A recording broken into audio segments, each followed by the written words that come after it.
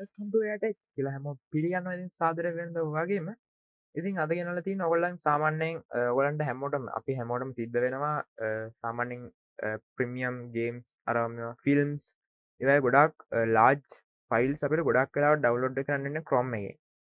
Chrome කියන්නේ browser එකකින් තමයි download කරන්න වෙන්නේ.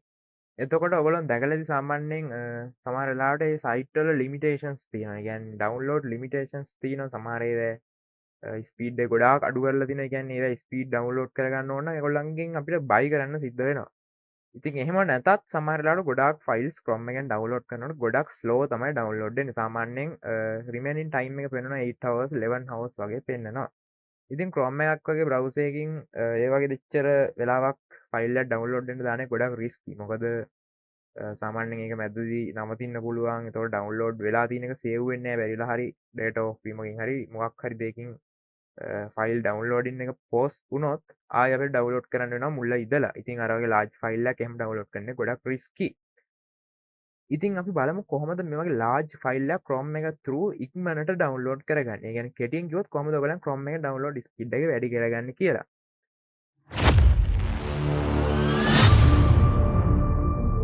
Stained by a brand new video of AI Tech LK.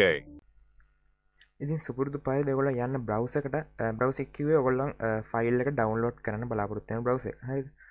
ඒකට ගිහිල්ලා ඔයගොල්ලන් ටයිප් කරන්න ඕනේ chrome :/flags.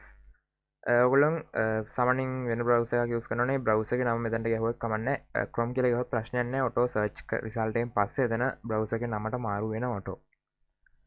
ඔයගොල්ලන්ට බලන්න බලන්න මෙතන brave කියලා මාරු වුණා. ඒක ප්‍රශ්නයක් වෙන්නේ නැහැ. ඔයගොල්ලන් chrome කියලා ගහන්න.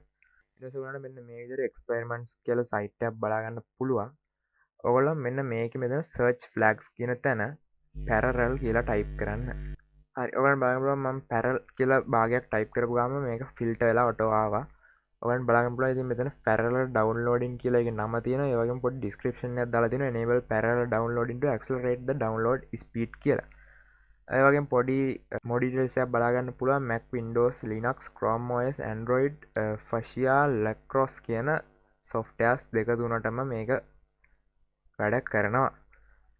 මෙතන කියන්නේ මේක enable කරාට පස්සේ ඔයගොල්ලන්ගේ download speed එක accelerate වෙනවා කියලා.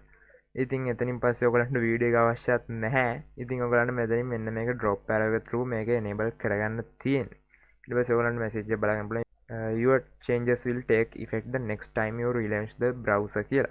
ඉතින් ඔයගොල්ලෝ මේක relaunch කරන්න ඊට පස්සේ මෙහෙමම මුකුත් save කරන්න කිසිම දෙයක් නැහැ. ඔයගොල්ලෝ මේක enable කරන්න විතරයි තියෙන්නේ. ඊට පස්සේ ඔයගොල්ලෝ relaunch කරලා ඔයගොල්ලන්ගේ file එක download කරන්න පටන් ගන්න. ඉතින් ඔයගොල්ලන්ට ලොකු effect එකක් බලා ගන්න පුළුවන්. ඔයගොල්ලන් download speed එකේ සාමාන්‍යයෙන් 125ක් 30ක් විතර speed එක වැඩි වෙලා බලා ගන්න පුළුවන්. ඉතින් ඔයගොල්ලෝ අනිවාර්යෙන් මේ වීඩියෝ එකෙන් දෙයක් වැදගත් දෙයක් ඔයගලන්ට හම්බුනා නම් අනිවාර්යෙන් ලයික් එකක් දාගෙන යන්න. ඉතින් පල්ලෙන් කමෙන්ට් කරගෙන යන්න අනිවාර්යෙන් ඔයගොල්ලන්ගේ මොකක්ද එතන ඩවුන්ලෝඩ් ස්පීඩ් එක වැඩි වුණාද නැත්නම් ඒ තිබ්බ විදියමද ඒක සාර්ථකද කියලා යාළුවන්ට දැනගන්න. එතකොට තව කෙනෙක් මේක කරන්න කලින් පොඩක් කමෙන්ට් සෙක්ෂන් එකේ කියවලා බලයි මේක සාර්ථක දෙයක්ද නැද්ද කියලා. ඉතින් ඒ වගේම ඔයගොල්ලෝ මේකෙන් දෙයක් කරගත්තා නම් අනිවාර්යෙන් වීඩියෝ එක ෂෙයා කරන්න තව කෙනෙක්ට උදව්වක් වෙයි අනිවාර්යෙන් වීඩියෝ එක. ඉතින් subscribe කරගෙන යන්න තවත් මේ වගේ brand new videos බලා ගන්න. ඉතින් තවත් ඉක්මනින්ම වීඩියෝ එකකින් හම්බෙමු.